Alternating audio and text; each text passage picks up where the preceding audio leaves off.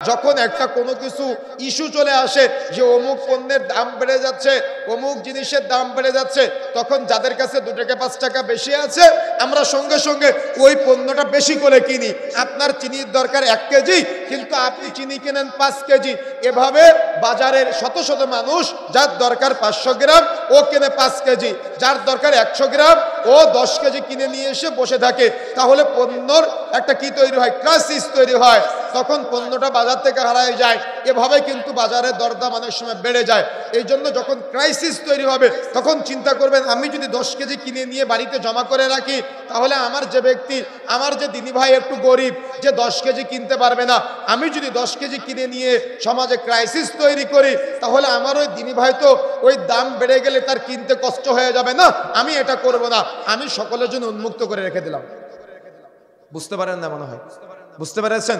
যদি আপনারা 5 জন মিলে কোনো একটা পণ্য বাজার থেকে শেষ করে দেন, তাহলে কিছু দরিদ্র মানুষ আছে না এলাকার, ওই দরিদ্র মানুষ যারা যখন ওই পণ্যটা ক্রয় করতে যাবে, তখন তার তখন তার ক্রয় সীমার বাহিরে চলে যাবে, তখন ক্রয় করাটা তার জন্য অনেক কষ্টকর হয়ে যাবে।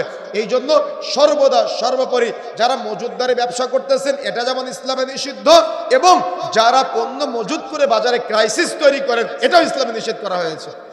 আমার কথা কি বুঝতে পেরেছেন? এই জন্য প্রত্যেকে কিন্তু আমরা বিবেক সম্পন্ন, প্রত্যেকে কিন্তু আমরা চিন্তাশীল। এই জন্য উপার্জন ইসলামী শরীয়তের গুরুত্বপূর্ণ একটা পাঠ, গুরুত্বপূর্ণ একটা বিষয়, এমনকি ইবাদত। সুতরাং কখনো মজুত করে পণ্যের ক্রাইসিস তৈরি করবেন না। কথা কি মনে থাকবে ইনশাআল্লাহ? বরং যদি আপনার কোনো একটা পণ্য 42 টাকা রেটে ক্রয় করা আছে, কিন্তু বাজারে তৎক্ষণাৎ ওটার মূল্য উঠে গিয়েছে 142 টাকা, তখন আপনি কি করবেন জানেন? তখন আপনি ইমানদার, পরহেজগার, তাকওয়াশীল আমাদের ভাইয়েরা যারা আছে, তাদের জন্য আপনি যে দামে ক্রয় করেছিলেন ওই দাম থেকে কিছুটা লাভ রেখে আপনি সেল করবেন, যাতে করে কেউ ক্রাইসিস তৈরি করতে না পারে। কথা কি বুঝতে পেরেছেন? এটা হলো ইসলামী শরীয়তের ব্যবসার একটা নীতিমালা। এই পাঠ আপনি কি জানেন? এই বাংলাদেশ, ভারতে, সৌদি আরব থেকে বা মিডল ইস্ট থেকে কিভাবে ইসলামের দাওয়াত এসেছে? কারা নিয়ে এসেছে ভাই? বণিকরা নিয়ে এসেছে, ব্যবসায়ীরা নিয়ে এসেছে।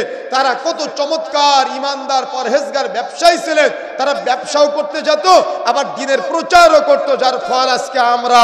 কিন্তু আজকে আপনার এমন ব্যবসায়ী, আপনাকে দেখে লজ্জা হয় আপনি যে মুসলমান ব্যবসায়ী, এটা বোঝা যায় না। তাহলে আপনি যে মুসলিম ব্যবসায়ী, এটা বোঝা যায় না। আপনি যে একজন ইমানদার ব্যবসায়ী, এটা বোঝা যায় না। এই জন্য প্রিয় বন্ধুরা আমার, সব সময় মনে রাখার চেষ্টা করতে হবে, মজুতদারি কোনো কারবার করা চলবে না। হারাম ব্যবসা থেকে বিরত থাকতে হবে।